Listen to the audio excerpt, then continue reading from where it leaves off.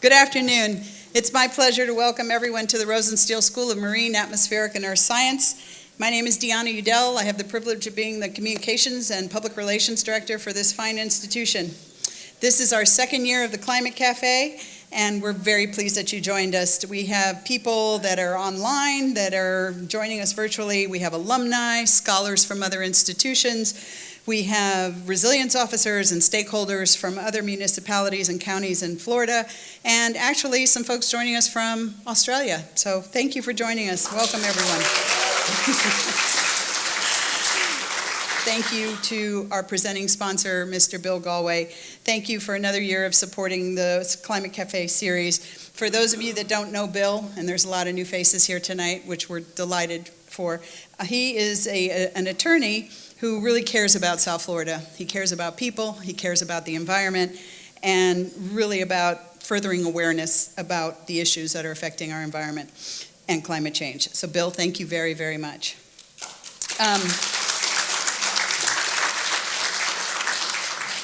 At the conclusion of this program, we ask you to join us for a wine and cheese reception in Salt Waterfront, courtesy of Mr. Bill Galway. So please, we look forward to having you there, and we can keep the conversation going. And also, very special thanks to Self-Help Credit Union, Sam Chesser, for sponsoring the earlier reception that you attended. Thank you, Sam. Self-Help is, their mission is creating and protecting ownership and economic opportunity for all, especially people of color, women, rural residents, and low-wealth families and communities. So thank you very much for joining us. A special thanks to our Cooperative Institute for Marine and Atmospheric Studies, CMAS, which is our partnership with NOAA, and is one of 16 centers of excellence across the United States and the Caribbean under the wonderful leadership of Professor Ben Kirtman. So thank you, Ben, for joining us as well. Thank you to Jenny Staletovich and WLRN.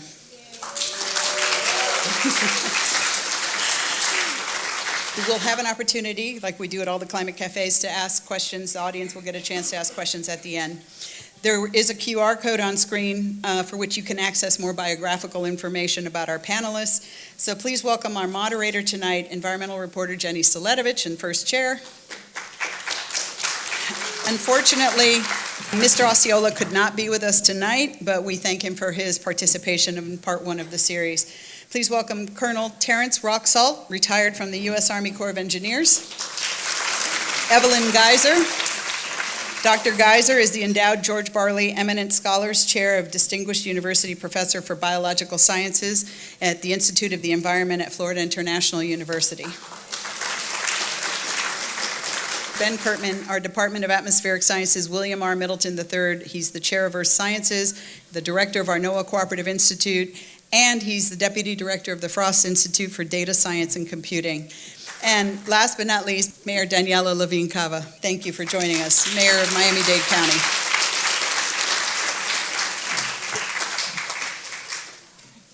Thank you, everybody, for coming. I appreciate it. This is part two of our Climate Cafe on Bright Lit Place, the podcast that WLRN produced that looked at Everglades restoration. If you were here for the first panel, you know that we tried to lay the groundwork. Curtis Osceola and Tom Van Lent, an Everglades scientist, explain kind of what led to Everglades restoration and why we embarked on this very long and very complicated plan to reconnect the Everglades and restore the function of this massive water system. Tonight, we want to kind of look forward at where we are now and where we're going. And I'm going to start with the mayor, who I believe can maybe stay here longer than I originally thought, which is good. Let's hope that she can. And what I want to start with is the most recent news, which is a couple weeks ago, the Army Corps announced that the project for Biscayne Bay, which is an acronym that the Corps loves, BBCR, would be delayed, that they were not going to seek authorization from Congress for 2 years. This is a project that has been long on the books. It was supposed to restore the fresh water to Biscayne Bay and help revive the coastal wetlands, much needed project. So I wondered what you knew about that. Well, first of all, it's great to be here, and thank you so much, Bill, for sponsoring this important series. I'm kind of fangirling because, yeah, because Bright Lit Place is such an incredibly important piece of work. And congratulations, Jenny, for putting it together. And these three fine individuals were all featured in it. So I don't think I was, so there you go. Just to go to show who really knows something about this. But I was just recalling that I binge listened to it while I was on a trade mission in Japan. Wow. So I will never forget, and I just couldn't stop listening. So, and the wisdom of these people and helping us to understand best we could the great plan and then how it eroded over time. So I'm certainly very worried about this latest indication of yet another slowdown, and we are working on our communication with the Army Corps. You know, Army Corps partners with us on so many things. There are more Army Corps projects in Dade County than any place in the country. So we are their favorites. So we hope that that gives us some special influence, and we do plan to try to use it to revisit that decision. So this is a draft schedule, so there is a chance that you can persuade And we have a draft letter. Okay. Okay. Well, so as the mayor of Miami-Dade County, kind of the central, the pressure point for a lot of stuff with restoration at the southern end, can you talk a little bit about how much more difficult it becomes to get work done when there are delays like this? Urban development boundary comes up all the time. That's one of the things that sort of protects these wetlands that need to undergo some fixes. I think that there's kind of a race against time to see whether we're going to save our wetlands or whether we're going to pave paradise and put up a parking lot. And working on making sure that our county commission understands what's at stake, that our public understands what's at stake.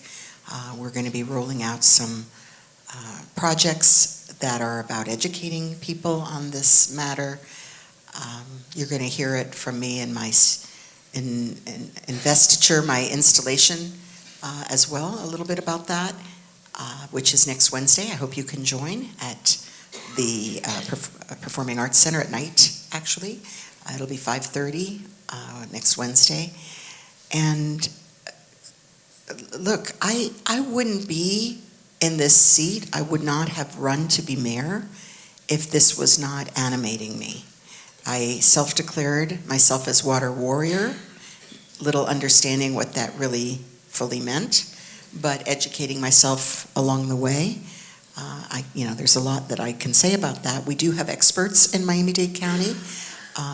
One is Craig Grossenbacher, who has just done a phenomenal job. We have Adam Gelber at Interior. Of course, we have Shannon Estenos, which, I don't know, maybe she'll be confirmed as, you never know. She has bipartisan support. Let's see how that goes. Maybe she'll get one of those appointments during recess. Just thinking.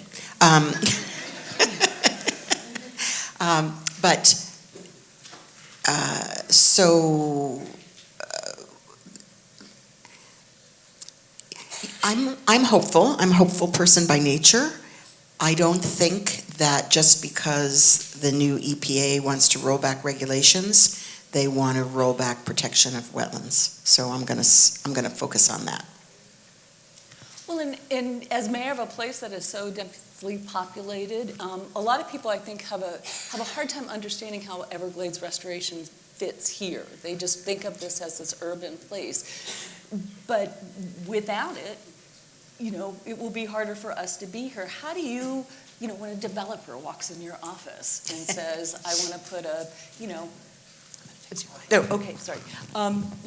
fulfillment center in an old Everglades slough. What's your response to that, and what's your strategy?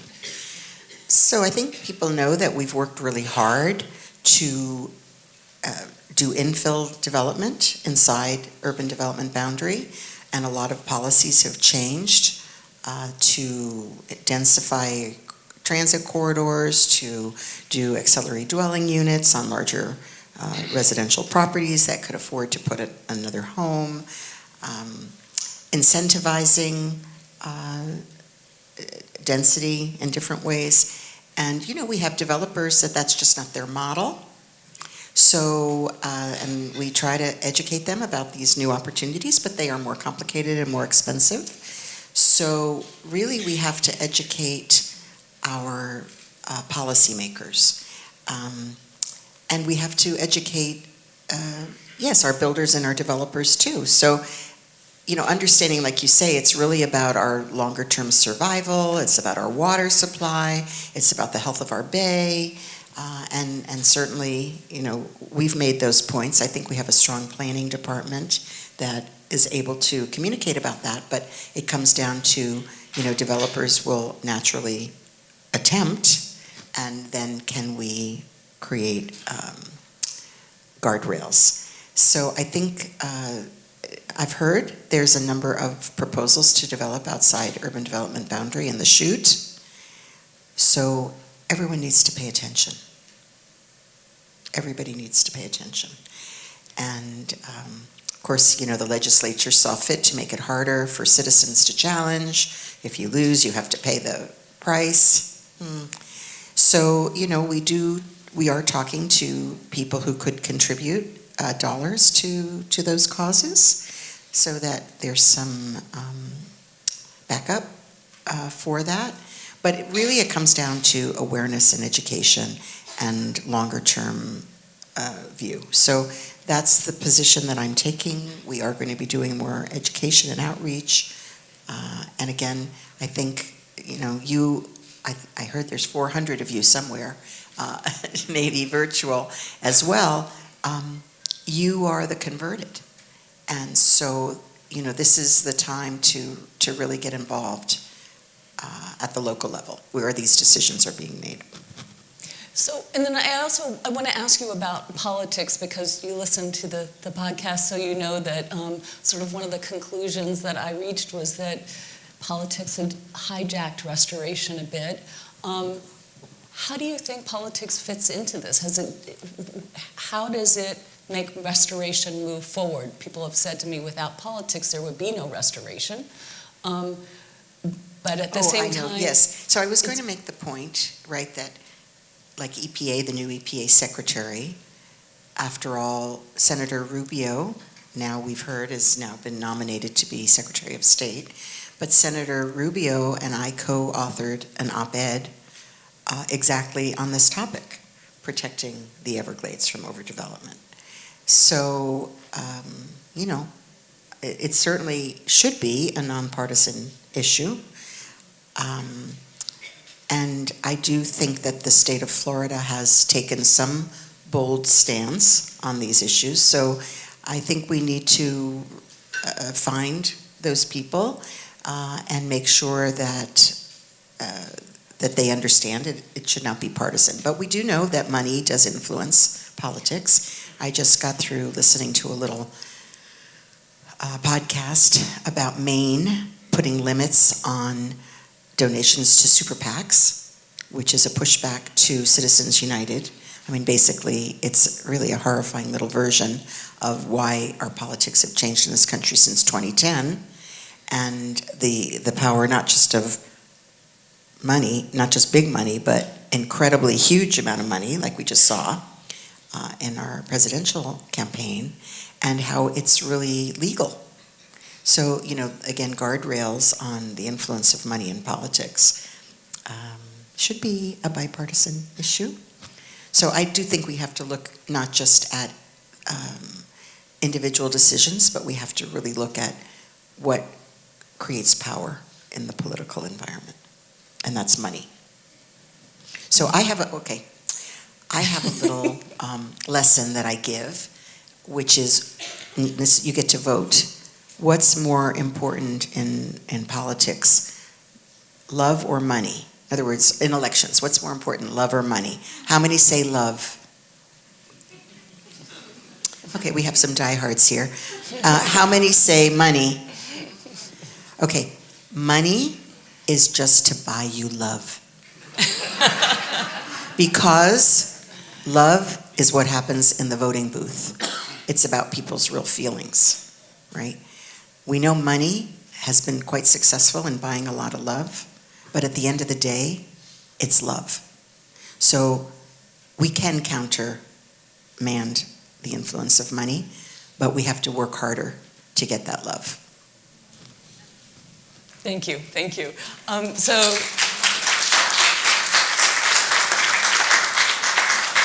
Next, I want to go to Roxal. He was the original Everglades czar, one of the architects of the plan. So I wanted to ask you, since you were there putting together the plan, about sort of the guiding principles. You had this very complicated project that was going to have to marry science, politics, and somehow last through decades to be accomplished. That question's too hard. We could, maybe Jenny, maybe you and I ought to write a book on that, because I think that's a very layered question, almost too hard to talk about in a couple minutes. But I would say, you sent me a note that had that question in it, and so I said, okay, what were the big things that led us to be successful? The first thing, and I'm not sure everybody realizes this, maybe some of you remember him, but there was a gentleman named Jim Webb who was instrumental in getting the first study authorization at the Corps, then later working to get the subsequent study authorizations. And in all of those, Jim's theory of the case was the environmental community would never be able to make the case for the investments we're talking about on the environmental restoration basis, that we needed to link in the municipal water entities into the loop. And so the project authorization, if you go back and look at the yellow book, at the SERP authorization, authorizes the Corps of Engineers to proceed with the restoration of the Everglades while meeting the other water-related needs of the region. So that it has always had this dual purpose, but for that dual purpose, I tend to think Jim was right. It would have been hard for us to get the support we did. I don't know if people remember that day. I do, when the House passed the SERP, Big Bill. Clay Shaw was the representative who sent it forward, and was nearly unanimous. Was nearly unanimous in the Senate. Think about that. I mean, gosh. On a serious public policy project proposal, we don't see that very much anymore, do we? But the first one was that Jim Webb had the realization that it's more than just, we have to think about the wholeness of how we think about water in this area. The second thing, Bruce Babbitt came down and said, we're going to put a little task force together of federal and state entities.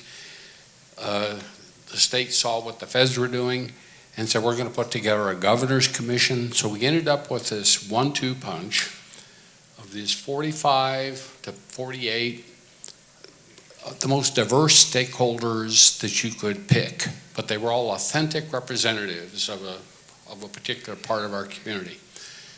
We had the tribes, we had the Sierra Club, we had the sugar farmers, we had the business development community, we had the rock miners, we had local officials. I mean, there wasn't a segment of our community that didn't have authentic, hard-nosed representatives. We worked for 4 years. And this started in 1993, 94, just the planning. Yep. Just the planning, okay. Well, the Governor's Commission started early 94. The federal stuff started in 93, but the Governor's Commission, led by Dick Pettigrew, former Speaker of the House, had these skills of bringing consensus together. The Governor's Commission unanimously recommended what they called the sweet spot, what success looked like. And then we left it to the Corps of Engineers and the Water Management District and the other agencies to put the plan together. And they would come back to the Governor's Commission, say, here's what we've got, what do you think? Everybody would say, I don't like this, I don't like this. The Governor's Commission had a group of biologists working that part of it and hydrologists working the other part of it. Once a month, everybody would come back. At the end of the day, the story is we have Audubon and the Fan Hool Sugar folks holding hands, walking the halls of Congress in support of the SERP bill. I mean, this was right after we had the bitter fights over a penny a pound and all those kind of things that went on back in the 90s. So there was developed a very broad-based consensus where everybody had something to gain, and by not proceeding, had something to lose. It was in everyone's interest that participated that. If you try and think of what efforts have endured for like 25 years now, and I can't think of any really like this, and I believe it is because everybody has something that they really want in the plan. The third thing I'll mention is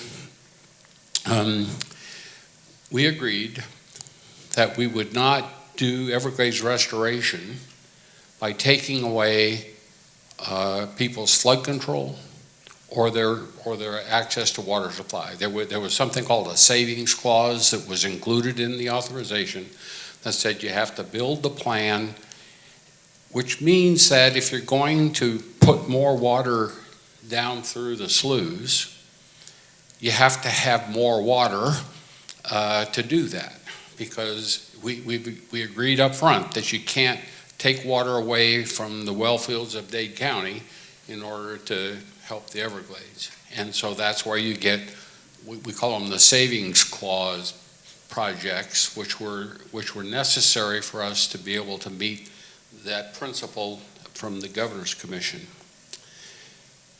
We had something called adaptive management.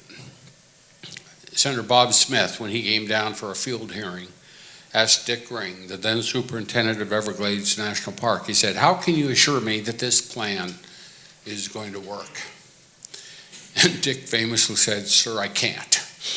And he said, but that's because we have adaptive management. We know we can't have it right.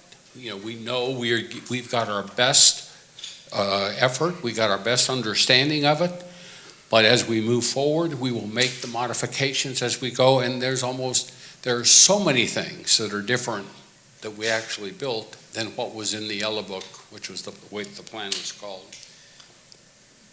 And then I'll think the final thing, and I mentioned this, was in order for this plan in order to deliver on the Everglades restoration, you needed to deal with all the savings clause projects, which largely meant storage around the lake. It meant fixing the Tamiami Trail so the water could flow across the trail.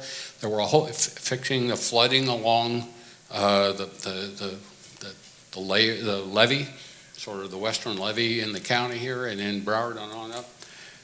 Those were the principles that I believe has brought us to this place. I was a little, because it's taken so long, I get it. People are saying, hey, when do we tick-tock, and we can talk more about that was going to be my next question. Yeah. So, Rock, that's lovely, but it's endured, yes. It has endured. But the pace has been so slow. I was reading today the latest Recover, which is a progress report, today, and the 2024 draft says only 30% of projects are under construction or operational. So while it's endured, the pace has been very slow. Is this the pace you imagine? Maybe that's a fair question. Or had you hoped we would be further along? Sure. But I would also say that when we used to talk about this, back when we were putting this together, would anybody, just think, you don't have to yell it out or anything, but think about what would be your biggest concern. And I will tell you what we talked about was, how are we going to get the federal government and the state to pay for this? You know, this was just this, it was advertised as $6 billion at the time, but we knew that was going to go a lot higher. I mean, everybody, that was not a secret. And can I just, because I want to make sure people understand, when you launched this, this was the first of its kind, sort of largest environmental restoration project. The Corps built infrastructure, but didn't incorporate, I think you said the St. Johns River was the first project that really looked at what kind of environmental impacts. Yes. So this was a new... And then the Kissimmee, but I would say that there were a lot of people were saying this will never work. A lot of people were saying this will never work. And so the big question was, will there be funding?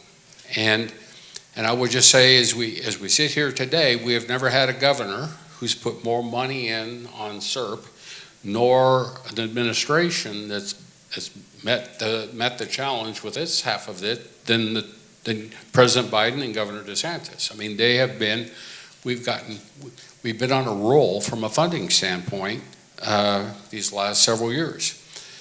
It hasn't always been this way. There were periods of time when the feds didn't add money in. There were periods of time when the state didn't add money in. And so you have to kind of work through those hiccups. There was a time when the state said, we don't want to work with you guys anymore, Corps. We think we can do a better job all by ourselves. And so they called it Acceler, with a numeric 8, Acceler 8. They picked 8 projects and they said, Corps, don't worry about it, we're going to do it. And they started, and then they realized it was harder than they thought, and after about 4 or 5 years, they said, I'll tell you what, Corps, you can have it back. And so that was but that knocked 4 years into and so I think we all understood that it didn't go nearly as smooth as we had hoped, but it's chunking along. People complain right now that there's an awful lot of storage that's been building up around the lake. Yes, if you're going to open up the Everglades and just let it flow, if you're not going to raise the lake, which nobody wants to, none of the environmental community wants to do, if you're not going to raise the lake, then you need to have places to take water when it rains a lot and deliver it. And so Stu Applebaum used to talk, we're going to have to make the pie bigger, the water pie bigger. And so that's what all that stuff's about. Now, do I wish we had more? At your last meeting a couple of weeks ago, Tom talked about flow. I remember, God bless the Corps of Engineers, but they're engineers, and they thought in terms, the Everglades, the CNSF project system was like a bunch of shallow lakes that are managed with east-west levees, and they did their analyses based on the mean water levels in this pond without flow. And once we realized what this was, we said, no, you got to start opening up the flow. And of course, we just can't open it up. Then the water's going to be gone. Well, yes, that was the point. That was the deal. That was the purpose. Well, then oh my goodness, then we really do need to make sure we have enough storage so that we can open it up, let it go out while still meeting the other water-related needs of the region. I don't know if I wandered around a bit. I forget. Yeah, no, you did. So what I want to ask you next, before I move to Evelyn, is science was supposed to be a guiding force, guiding principle. And in my reporting, I feel like scientists have been sounding the alarm again and again and again, and they have a hard time getting policymakers, politicians to listen to them. And I wonder, you're making a face like you disagree. Well, no, it maybe. I mean, I don't know now. I mean, I'm not in that loop anymore. Back in the day, our scientists had no problem kind of rolling in and saying, my problem with the scientists, and I spent lots of time with them, lots and lots of time with the scientists, listening, and they bristled when I started asking questions. Wait a minute, was there a core guy asking me about my science? You know, that was kind of, I was the core guy, and I said, no, you have to explain this to me. And little by little, they came to kind of appreciate really, but they weren't shy about saying what was on their mind. The whole base, and I didn't say this before, but one of the whole things about one of the principles was it was science-based. The SERP was science-based. Now, that doesn't mean that we've yielded the policy decisions to the scientists. What it meant was we are going to make sure we give the scientists full rein to give us their scientific input on this so that the policymakers, and then it's not so much the political part of this will go with sort of what the public is demanding, and the public, Everglades restoration was always popular, and so I never had a sense that Everglades restoration was suffering at the political level. At the policy level, the scientists would come in and say, okay, we've looked at this. This is what you need to do, and here's how you need to do it. And the first part of it was, well, thanks a lot, but the second part is that's not your role.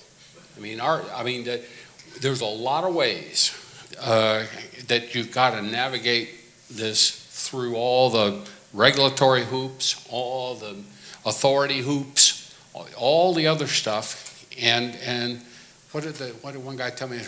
They went ahead and put out a report, and I said, I told you, don't do that. That'll hurt us. And he said, well, I figured it was easier to get forgiveness than permission. And I said, well, yeah, that's true, but in this case, it's setting us back now, because now we have to stop and go explain why not what we need to do is wrong, but rather how you chose to do it, which basically it was what they didn't realize what they were saying. We don't want the Corps to pay for this, we want Interior to pay for it, and they didn't know that, but that's the implication of what they said.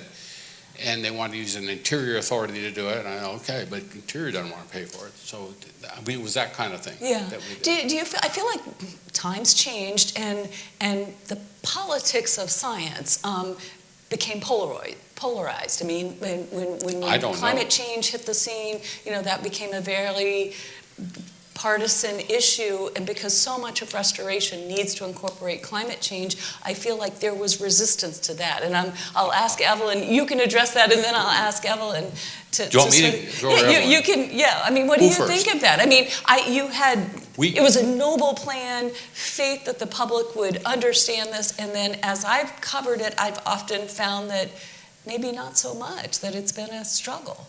Well, we used to talk climate change all the time. Mm-hmm. We'd always push the scientists, okay, what about climate change? What about climate change?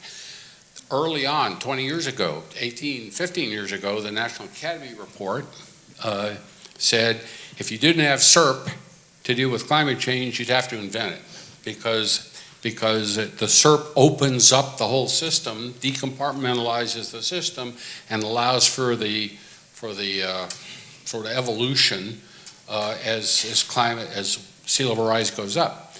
Now the issue is, and I think we'll hear more about this, that the climate change also is with the rainfall patterns, and I tried before this to kind of check in to see what everybody's doing on the rainfall patterns, and the answer is we're thinking about it, and I think we'll hear later. Well, and they're trying. I'll give them. I think they are trying. But I think now we're going to hear that perhaps there's a different perspective that they need to take, and I buy that. Okay, and so Evelyn, and I want to let people know too that Evelyn, in case you didn't hear the podcast, has also been involved in restoration since the beginning, and did the field trials that set the phosphorus limit. If you know, phosphorus is the enemy of the Everglades too much, and it screws up the whole system. But she was out there trudging around in sawgrass as a young postdoc, doing these field trials. So you were one of the early scientists who had to sort of tackle this massive plan and figure out, like, A, what's the science, and how are we going to convince people? So talk about that a little bit, and that's a big, broad question, right? For sure. No, it's fun to talk about those days. We were asked to do an experiment to try to establish that protective criterion for the water phosphorus, and we had support from every federal, state level to do this project right, because everyone wanted to make sure that number was the right number that we would then work around to protect this ecosystem. And so we treated the ecosystem with different levels of phosphorus, and sure enough, it did what we hypothesized it might. What we found in other ecosystems that are so sensitive to phosphorus around the world is that they respond very quickly to the tiniest little bits of phosphorus that comes in above that naturally extremely low background level. And so that evidence, along with lots of other studies by our water management district and by other scientists all around the Everglades, was able to support the establishment of the protective standard that we now see the Everglades beginning to respond to today. And so how hard was it, though, to convince people of that? You know, that phosphorus limit lawsuit, became a real sticking point. And that's one of these turning points where here's the science, here's the policymakers, and they were not on the same page until a judge ordered them to be. Exactly. And so I was less involved in that part of it. Oh, no, well, okay, Rock disagrees. Postdoc at the time. I did have to testify and give the evidence, that the science supported. But, it took the multi-partner collaborative effort to make sure that evidence was used and effective, and the tribe as well, and making sure that the number was authorized and adhered to. And I'm sure the Colonel can explain that you raised your hand, because I was behind the scenes at the time. But I've heard people say too, and I've said this before, that the lawsuit was the best thing that ever happened and the worst thing that ever happened. So. Okay, but the way this went down, you're right. Judge Hoovler adopted 10 as the interim standard, and then we spent an enormous amount of time, 10 geometric mean for the scientists. That translates to anywhere from 15 to 20 average flow weighted mean, depending on which science I'm talking to. But I've heard all kinds of different people explain that to me, and I don't get it. But at any rate, it was 10 geometric mean. And we worked on that, and I did not hear any pushback on that. And finally, Governor Bush, when we were reaching a deadline with Judge Hoovler, just upped and said, okay, it's 10. And it was a political decision. He did not want to have to suffer the political drama of not supporting that. It was just easier for him to say 10. And then the big push came, okay, now what? And that was that. And then we spent another 10 years trying to understand how to interpret, how to use that 10 geometric mean as when we're doing the permit conditions and things like that. And I think this gets to, and we talked about this, Evan, a little bit, about how complicated the science is and how I especially want to make it very black and white. It has to be this or that. And it's really a fluctuating thing. Talk about, since you've been doing Everglades science, Evelyn also was the principal investigator for the National Academy's long-term ecological research program in the Everglades. So you've just been on this forever. How hard it is to get the science done, because you need funding, which oftentimes takes politics to award the funding, but then you've got to convince people of something that they may not always want to hear. I feel like I've been extremely fortunate in this career to be surrounded by people who do this for a living. Which is speak to different audiences with differing responsibilities to different agencies. I mean, my whole career, I've been here in Florida, I've been funded by the Army Corps of Engineers, the National Park, even the city and county have invested, the NGOs and our state, and in each one of those interactions through our funding mechanisms, been able to work very closely with scientists from each one of those organizations who then can speak up the line to the people who are making decisions about restoration, who are making decisions about the next allocation of funding toward restoration. So I've seen this environment as one of incredible reception to science and reactivity to it in ways that I'm able in my career of 27 years at FIU to watch actual change happening as a result of really incredible decisions that have been made. The compliance now to the protective phosphorus criterion has cleaned up parts of the Everglades. The more water flowing now underneath the Tamiami Trail bridge is allowing recovery of some of the ecosystems just downstream from that. It's so exciting to be able to see that, because I was around at the time we were writing, and working on the plan and doing the predictions of what we might see these ecosystems respond like, and now we're seeing it. And so, yeah, I see it as one of pretty receptive and pretty reactive change. So, I mean, your success speaks to the amount of time you've been studying it and continue. I mean, you are one of the people, when I ask about Everglades restoration, your name always comes up. So you're like the science whisperer. I guess you're able to convince people. But talk about how it's changed too. We talked a little bit about this too, because again, I see success and failure in pretty clear-cut terms, and it's not always, the system changes differently. And are we better off or worse off? I mean, I look at those reports and they have a stoplight system for measuring things, and I see, red, red, red, yellow, one green, but mostly red. And so I wonder, is that just a factor of how it's measured? You're on the ground. Yeah. So what do you see? It's a great question. And one thing that I would want to start with is that you were, in fact, Rock, at the helm of putting together the methodology for making sure we're measuring the right things at the right scales to assess the effectiveness of restoration in a report that goes directly to Congress every 2 years. And so we do that. We've been doing it for 15 years, 17 years, something like that. And it's a simple report that has red and yellow and green lights that anybody can understand.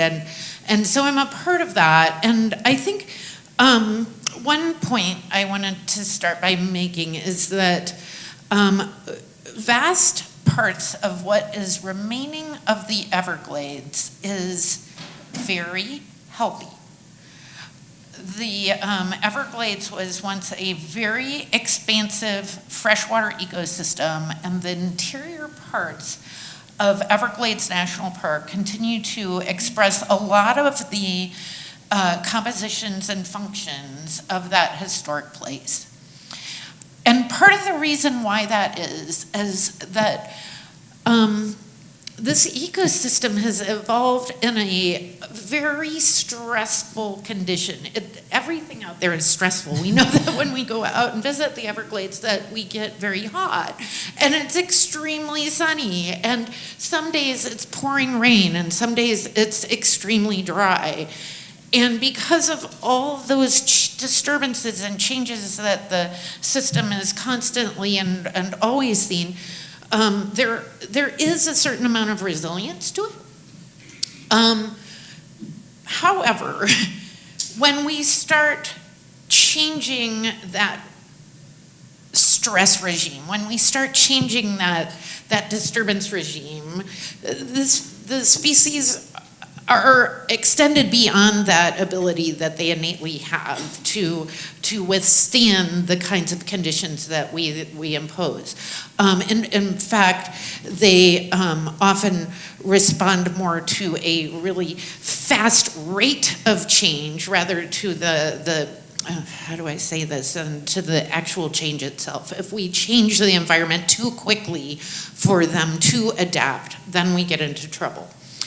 And this is what we're seeing particularly along the edges of the Everglades, in all kinds of ways. So the edges downstream of historic canal inputs of phosphorus that were above that criterion for so many decades continue to deteriorate, because the life that lives there is on a new trajectory. It's on a new path that exposure to something very new set it off in. The parts of the Everglades in the southernmost end of the freshwater swamp are now exposed to salt for more days at higher levels than they have seen before. And so that's a novel stress. It's a novel situation that they have not seen before. It's a new stress. And that new stress creates a kind of change in the ecosystem that is very hard to reverse. And let me put a specific spin on that so you can understand it a little bit better. The areas of the coastal Everglades that have historically been fairly fresh and are now seeing more salt begin to lose their soils upon exposure to salt, because the plants that are rooted in them die, the roots fall apart, the soils become disturbed, and that soil layer dissolves away and flushes away. And you get open water. Now we lose elevation. And it's that much easier then for the sea to invade that much further, right? Because the soil is gone and it's lost elevation. And we've made it that much easier for the salt water to rush in. And so these processes, we have to be aware of them. We have to study them over long periods of time to capture that they're happening, to understand why they're happening, and to be very attentive to reversing those directional changes that make recovery that much harder. That's what I'm worried about, as the grand scale of restoration is slowed down. I worry about those trajectories of change that are taking this ecosystem out of its historically really resilient state and putting it into a place that it hasn't seen before, that makes it even that much more, that much less resilient, that much more likely to be resilient to change once we do get the water right. Okay, and that's a perfect point to turn to Ben now about impacts from climate change. One of the things that I tried to figure out is the pace of restoration so slow that it's getting outpaced by climate change, and is adaptive management keeping up? You then were a reviewer of the latest National Academy's report card, but going back to 2016, you were warning about these changing impacts. So can you talk a little bit about what you see Sure. and the resistance to why are planners not incorporating climate change more? What's the problem with that? Sure. So first, let me thank Rock and Evelyn for their just tremendous service to developing and implementing the Everglades restoration effort. This is, all Floridians are deeply in debt to your efforts. So I think it's fantastic. In answer to your question, we have been warning about the possibility of the fact that, the rainfall distribution and sea level rise are not fixed in time. They're changing. And the previous review I did, I think it was in 2016, I said, look, this report is not considering the possibility of maybe the rainfall goes down by 10% in 20 years, 30 years. How is the restoration going to be impacted by that? And, Evelyn has outlined how you can lose so much soil and become less resilient, and the sea level rise can become more impactful. Those feedback loops are very sensitive to how much rainfall there is. So we urge that the process include that range of possibilities that, and what's their chance of happening and how that would affect the restoration effort. I just reviewed the review of the latest effort, so it's not released, I can't quote it. But what I can tell you is that they've ignored the rainfall component yet again. And the review said, that's okay, it's too hard, we understand. I have a profound objection to that. It is hard, it's not too hard. We have tools and capabilities. If resources are brought to bear, we can provide additional information that can affect the planning process. And unfortunately, I think the review of the review is giving them a pass on dealing with the climate change problem. It's hard. It's a really hard problem. But I think there are things we can do. Indeed, I would argue that the U.S. Geological Survey, the Southwater Florida Management District, teaming up with Flood Hub, is trying to do things. But they're on the verge of being subcritical because they don't have that, the support or the embrace of the Everglades, the need of the Everglades Restoration Project. So I think we need to urge them to do, as scientists, we need to urge them to do much more. And just to make clear, if these projects don't incorporate these changing conditions, will they be effective? Well, it's when I read that report, and from the meetings I've gone to and the interactions I've had with scientists much more capable than I am, my interpretation is if we don't consider some of these possibilities, and these possibilities are not huge. We're talking about 10% change here, 10% change there, where that line of enhanced rainfall versus decreased rainfall, where that moves, that zero line, can completely change the outcome, can exacerbate the concern that Evelyn has so that we completely lose the lower Everglades. And, you're looking at a new desert, right? If you think about where, from a global climate perspective, Florida should be a desert, right? Think about where it's in relation to the deserts of Africa. Florida should be a desert. So this system, this ecosystem, is extremely delicate.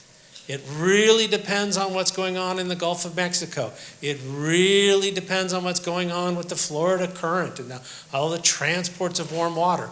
If you compare it to other latitudes, other longitudes, like Africa, it should be a desert.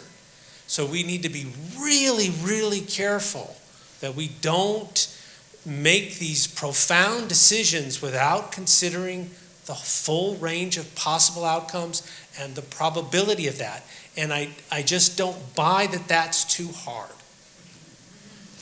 So thank you. Just real quick, I'm going to come back to you, but the mayor has to leave. She was nice enough to give us some time before another appointment. I just want to ask you any closing remarks after listening to everybody up here. Anything you'd like to add?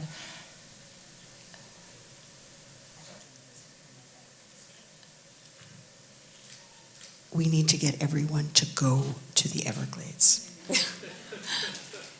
That is my peaceful place.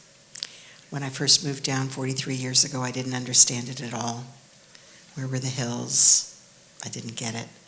But over time, spending pretty much all our family vacations there, we're about to cross between Christmas and New Year's again, dropping in right in Shark Valley and going out to the bay.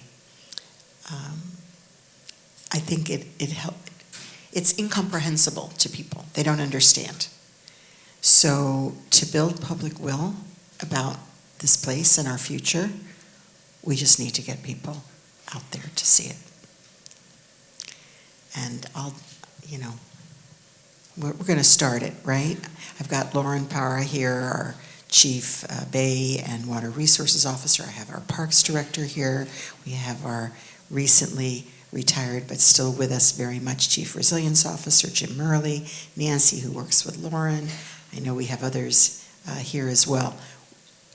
Again, I would not be in this office but for this responsibility. And so we have to not just do the science, but work together to really raise awareness. And again, your podcast was revolutionary. Thank you. Really. So are you doing another one? I don't know. We'll see. That about took it out of me. All right. Well, thank you very much, everyone. All right. Thank you. Thank you.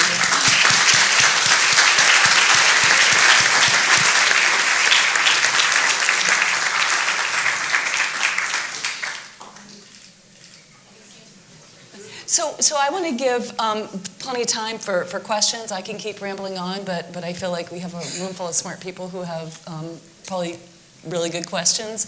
All right. So we'll start with questions. I see your hands? Okay.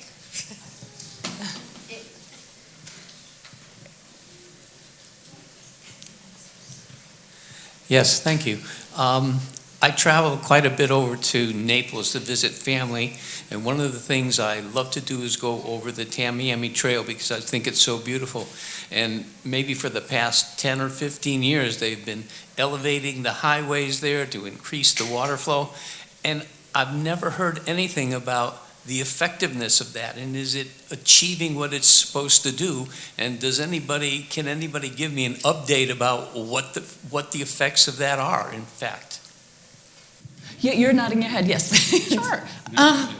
Okay. We've been studying the changes downstream of the trail quite a bit since, the start of our National Science Foundation funded program back in 2000. We have sites just downstream of there because we did anticipate the trail being raised way back then. And what we're seeing now with the two sections of bridging is more water coming into that area of Northeast Shark River Slough. And the water's deeper, and depending on the year, the water is there for longer, so our hydro periods, the number of days that the marsh is flooded, are lengthening. Particularly over the last 5 years, 2017 seemed like a big change point for us. We also have had quite a bit more rainfalls, or at least a couple of big rain events since then that lengthened the duration of flooding. And what we're seeing is a response from the biological community that we would anticipate. More plants and animals and algae, which is what I study, that like those deeper waters. The slough vegetation is replacing the marl prairie vegetation in some of these areas just downstream of the trail. What we're not seeing yet is a lot of change further downstream. When I talk about the changes I'm observing, it's more in that first couple of kilometers downstream. Mainly because we haven't had enough water really to south in the system, because other components of restoration have not been completed yet to deliver even more water under the bridge. But we hope to see that in the future, and it is amazing that now water can move under the bridge and down into those ecosystems that had been very, very parched for a very long time. And I think Rock wants to add something too. We can't forget that right now, the roadbed of the Tamiami Trail is constraining how deep the water can be just north of the trail. The last time I went, they were working on raising the highway along the trail, and they're putting culverts in. Once that road raising goes up, and you can start allowing the water level in the canal just north of the trail to get up as much as 2 feet more, that will, just assuming a normal, in a wet year, right now you can't let it get over 8. If it's a really wet year, you just let it flow on down, and I hope that's when we'll start to see the things that we haven't seen since in a century, ever since we put the road in and stuff. And there's the Corps, when they announced this latest schedule, there's a couple more delays in getting those culverts in. There's some real estate issues. So again, I think it's the urgency. Right. I have a question over here. I would just add a little note about the complexity of this, which is that when that water first started flowing south of the trail, it was running straight out of the park to the east. And another project had to be created to retain water in the park by making a really deep curtain wall to keep that water in. And we are seeing positive response to that as well, and that the water depths now are able to be a little bit deeper when we do get water. So everybody say, back in the day, you'd put the water under the trail, it would just seep out to the east into the C-111 canal. Down it would go. So you had to stop that so that it would stay flowing down the slough. And there was people, I remember the 8.5 square mile area. It was a neighborhood, and there was some legal fight. It was a fairly long, drawn-out fight. We have a question.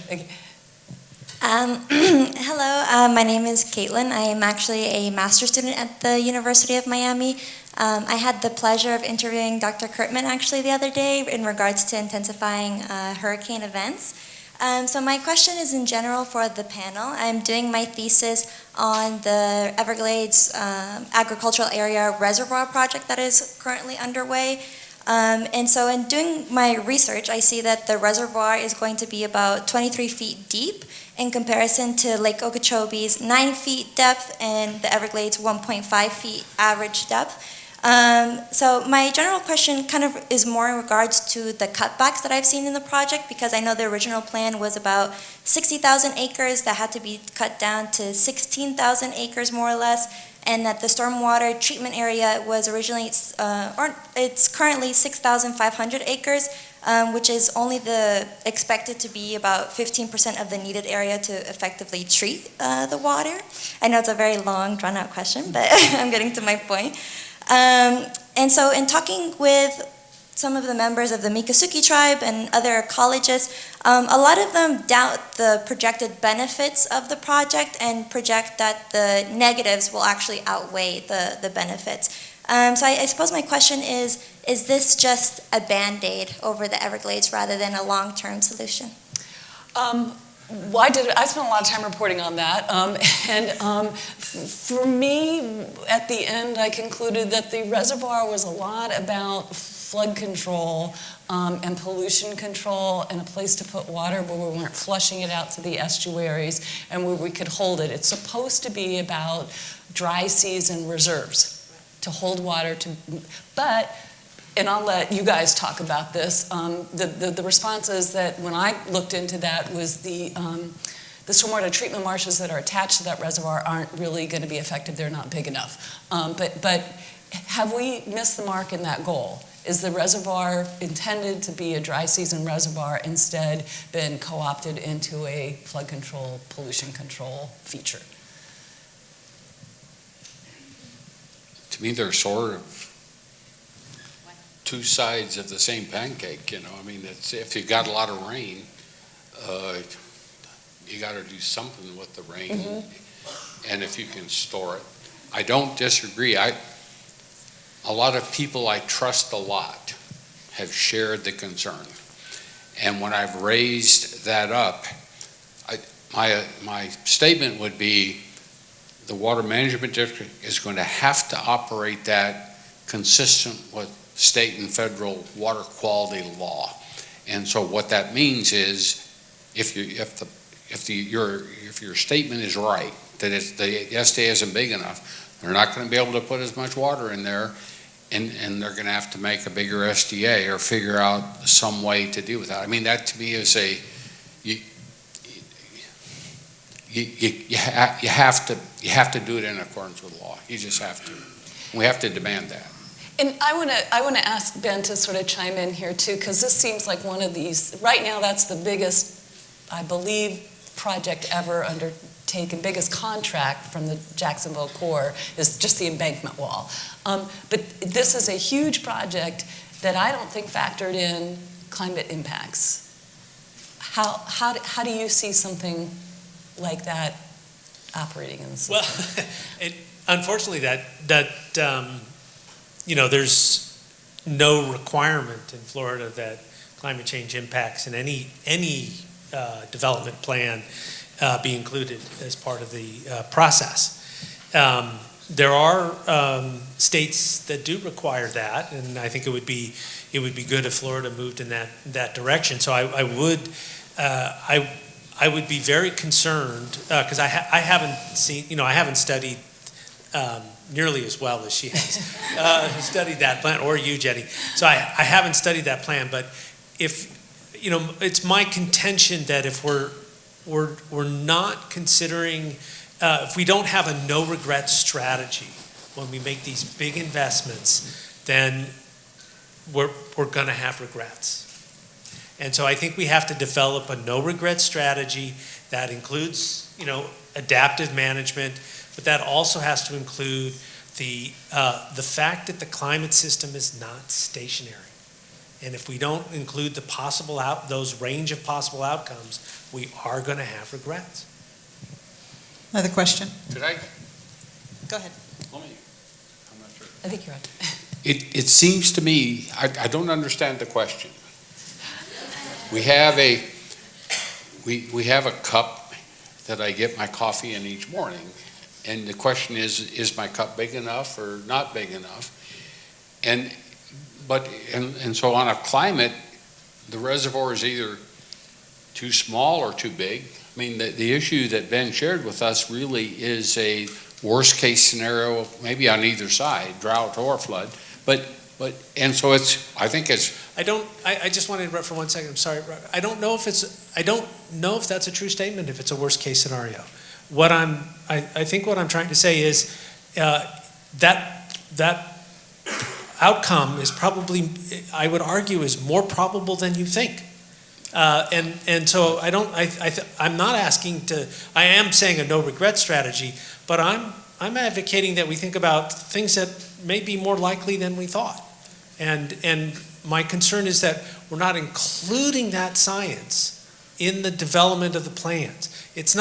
I think these restoration plans are fantastic. It's a fantastic effort. I think we're deeply indebted to this process, but the climate system has changed, as Jenny has, noted, since 1992-93. Climate change has become much more of an existential threat, and we need to make sure that this investment pays off, that we get what we think we're going to get. And I'm concerned we're not doing everything we need to do. That's the bottom line. And I'm kind of an engineer talking now, and that's my problem. But what I heard Jen told me this was going to be one of the topics, and so I called the Water Management District. I said, okay, talk to me about this. And they said, we don't know how to think about it. We're trying, et cetera, et cetera. I don't think the issue is people don't care. I think the issue is they're flummoxed. And that's kind of what Ben was saying too, that there are tools that they are available that we need to help them get going on. So I think that's more the issue. And then the question is, in these scenarios, maybe not worst case, but in these, I'll even say very likely scenarios that you're going to end up with a lot more water or a lot less water than we're used to in the climate change world. I would say what that means is we may not have enough out there. We may have it not quite right, but we'll use what we have, and then we go from there. I mean, I don't know how else to think about it. And if we can get the tools that they can come up with strategies for dealing with these likely scenarios, then I'm sure they'll roll them in. Mm-hmm. It's hard for me. That doesn't change what we started talking about. It'd be nice when the Blue Shanty flowway is done and we start seeing the water we have. And the Blue Shanty is the conveyance that moves water it's from the central down into little bitty thing that's going to allow flow all the way through the system. Yeah, and there's a ton of reasons why we're constrained in that regard. So Okay, we've got lots of hands coming up here. Good. I'm going to take a question here, and then I'll move over to the other side. So let's take about 5 more questions, and then we can keep talking over wine. Thank you. Good evening. I just have a quick question. In all of your varying disciplines, what overall grade would you give the restoration process, considering Native American input, the politics, everything? How would you grade this overall process? Where do you think there is the area of most improvement needed? Pluses and minus counts, A to F. Who wants to go first? I don't mind. Oh.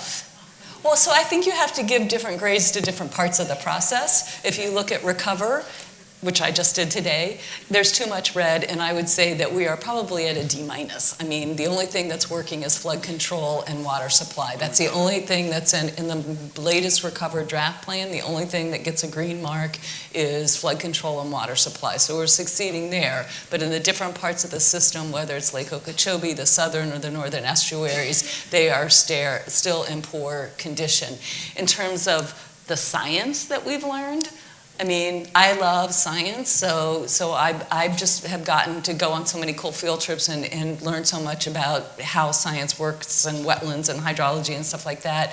I mean, I don't know what it was before, but I just feel like in the 14 years or however many years I've covered it, there's just been huge advances between just Everglades science and then the impacts of climate change and explaining how the system works, whether it's, carbon sinks in mangrove forests or, I can't think of another example. But in terms of politics and are we working more together to move forward, I'm iffy on that. Yes, there's more money than ever before, but I think there's more money because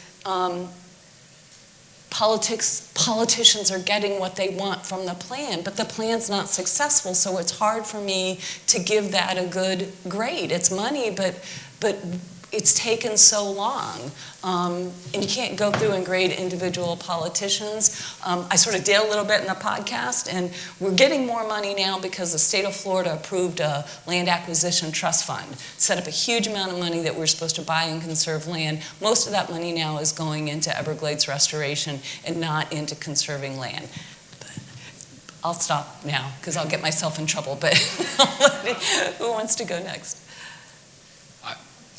My grade would be higher, but my expectations were the core is what the core is, the core does what the core does, the core is slow, and this is a pace that I didn't expect. I'm disappointed, but I would give it, if you'd asked me back at the start, what would I think if we were here now, I would be over the moon. And I failed to point out, and I think I may have a little bit, but when you started at the core, environmental restoration was not part of the game plan. So you have a different but more than frame the of core, reference. everything.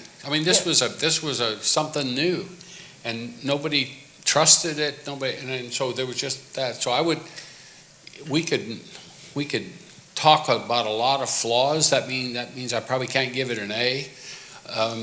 But by the same token, we are close to actually seeing, like Evelyn was saying. I didn't know about the real estate stuff with the culverts, but we're close to being able to get that water up, flowing under the trail. We're close to having flow through the system. We're close on those things, and yet we still have a lot to do, a long way to go. So B minus. Yeah, a little quick about it. I kind of wanted to qualify something I said earlier, which is that I told you that there's vast areas of really healthy Everglades. I said that because there are sections that have, I wanted to make the point that there is some resilience out there. There are parts of the Everglades that are very healthy, and I don't want people to think that this ecosystem has gone beyond reparable. And I don't either. And I don't think that's what people probably thought. But when we do our report cards, there's lots of red. We know where those reds are now, and that's really important because we can use them to tell, where to focus our efforts, right? And there are areas of green that are those healthy areas within the perspective of some organisms and maybe not others. The thing that most of us that do those reports realize is that when we are asked to roll up our stoplight report to just one color for the whole entire Everglades, it's yellow. It always comes out yellow, right? Because you're trying to summarize areas that are really declining, areas that are healthy, and areas that aren't doing so well, average to yellow. That means that we have a lot of our system that we really have to work hard on. And areas of our system that are pretty representative of what it ought to look like, that give us that sense of where to go. So yellow. Maybe Ben? C. So I think you do have to break it down into different categories and different segments and to making a grade. And there's probably a few of my students in the room, and they would probably tell you I'm a softie when it comes to grading. Well, I don't know what they would say, actually. At any rate, I think the initial vision, that deserves an A+. I think that was just groundbreaking thinking and just an incredible effort. So that's an A+. I think the restoration effort at this moment in time is precariously balanced on a C-. And the reason I'm giving it that relatively low grade is we've made huge investments. It's salvageable. You get an A on that final, I'll give you an A in the class, right?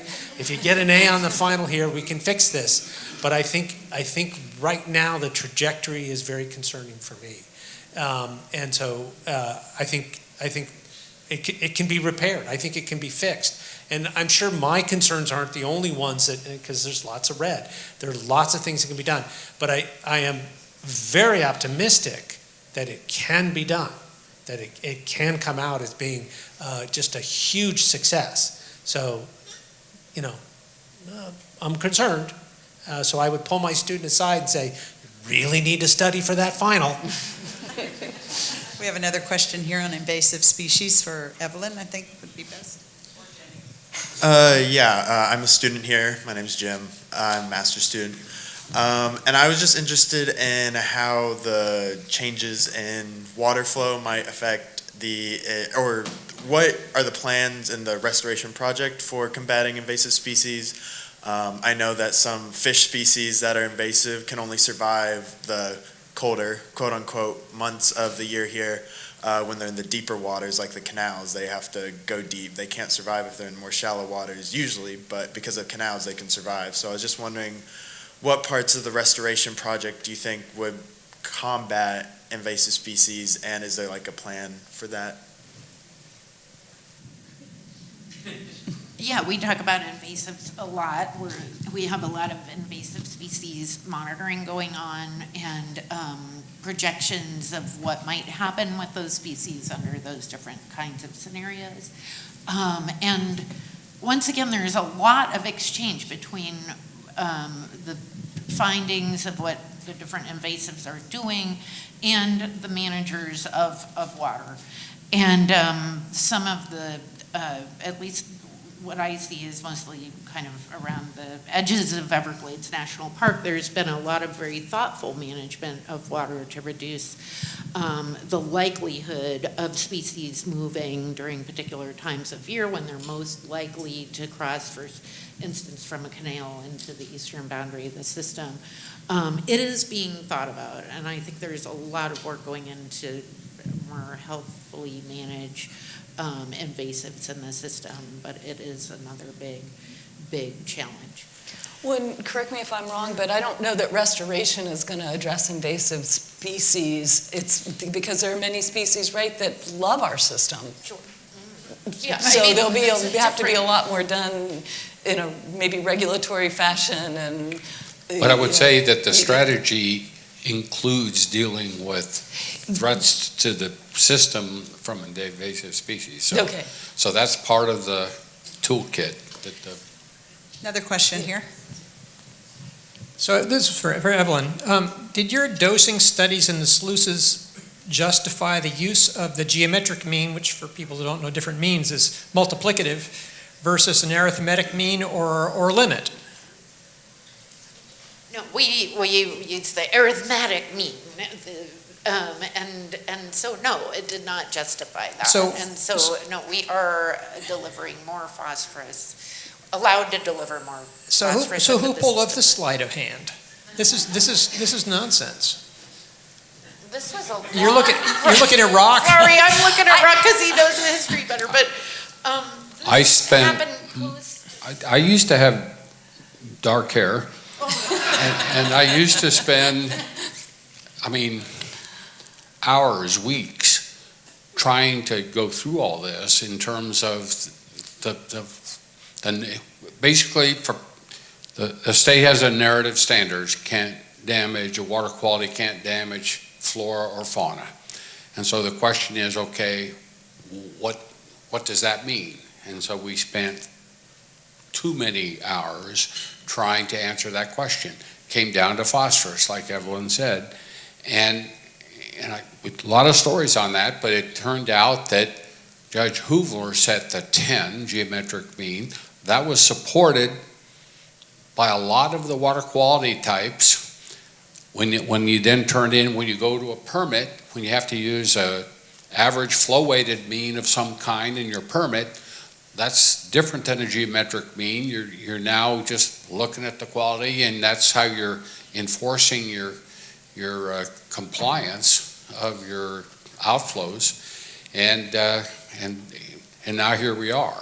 So I can't answer. Well, flow weighted mean is still an arithmetic mean. This is. Can I just say here, this is a super technical conversation. Yeah, okay, thank you. You sort of answered my question. I've shot all my ammo. But you answered my question. I appreciate it. Thank you. Yeah. Okay, we have another question here in the front. Work my way back. There we go. Thank you.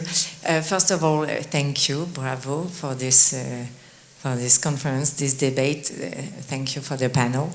I'm French. You can hear my accent. I want to open the big picture, the big window about climate change. First of all, when we talk about Everglades, it's very hostile.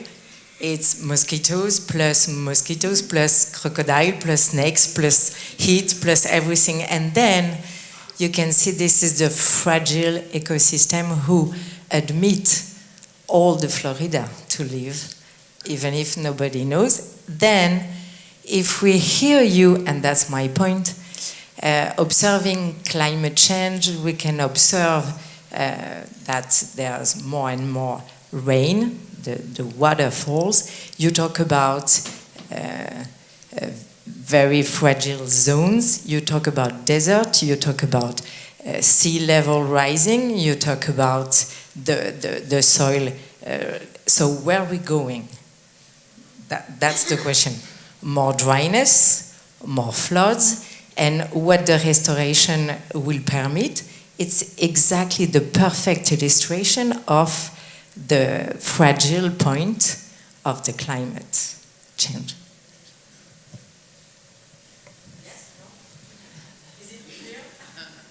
Well, I mean, I think the question that we talked a little bit about before is, with climate change changing the conditions and into the future so dramatically, how will restoration fit into that picture, and what will South Florida look like?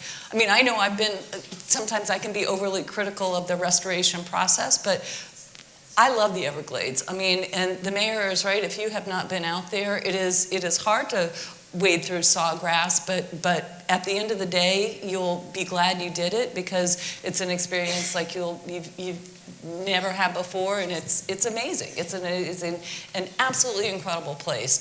I didn't really answer the question because I was trying to set up you guys to answer the question, but maybe. I think Ben is right. I think if there are tools to deal with these new rainfall scenarios, yes, I think people are ready to take that on, want to take that on. They understand they have to be successful, they have to deal with it. And when I talked to them, they just were flummoxed on this point.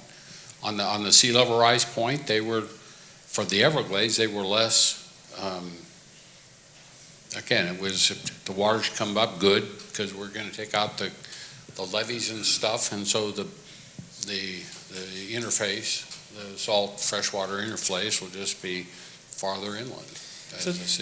So the one thing I would say is, every time I've been involved in any kind of climate assessment process, how the climate is changing, how that's impacting the world around us, the surprises of what's happening far outweigh the things we thought were going to happen.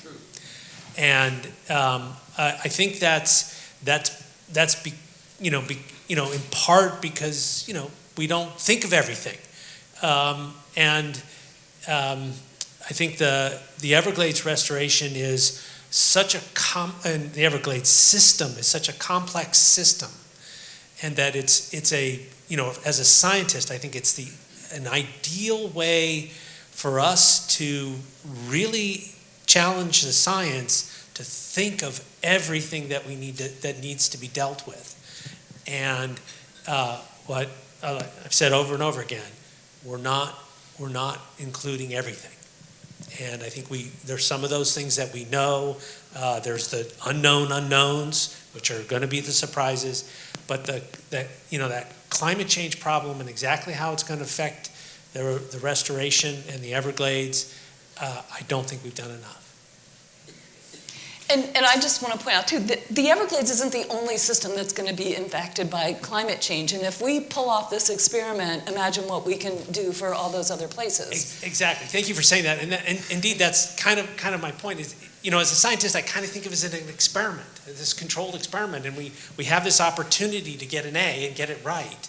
And if we blow it, I'm going to be very sad. What Ben said. But let me just say, back when we finished up the analysis and wrote the Yellow Book, it was based on the models and the analysis that we knew at the time. I don't want to say it was all wrong, none of it was right. And that's okay. We started building stuff, we started working stuff, we said, okay, we got that one wrong, and then we adjusted as we went. And so now, the amounts of water we're talking about are wildly different than we did way back when we started in terms of the needs of the system. So, I mean, there's a little room for doing the best you can and then adjusting as you go, and our system for doing these things is kind of clunky. And on that note, I think we're ready to wrap up. Any final thoughts? Yeah, I'll just start because I want to thank you all very, very much. Each one of you allowed me to talk to you at great length for the podcast. Poor Rock, 2 full days on his back porch. Evelyn took me down Shark River. Ben has been a guide through climate change stuff for me forever. So when I approached him about this, you were just so gracious with your time and explaining super complicated stuff. He even showed me a model that he has been working on for 30 years because I said, what does a model look like? I mean, I had this idea that it was like a video game or something, and it's literally just lines of code. So anyway, I want to thank you guys very much. Please, if you have any final thoughts, go for it. Or we can have those final thoughts over a glass of wine. Yes, sir, thank you. Thank you. Once again, thank you very much to Bill Galway, Self-Help Credit Union, and for all of you for coming out and supporting the series. We will see you next October.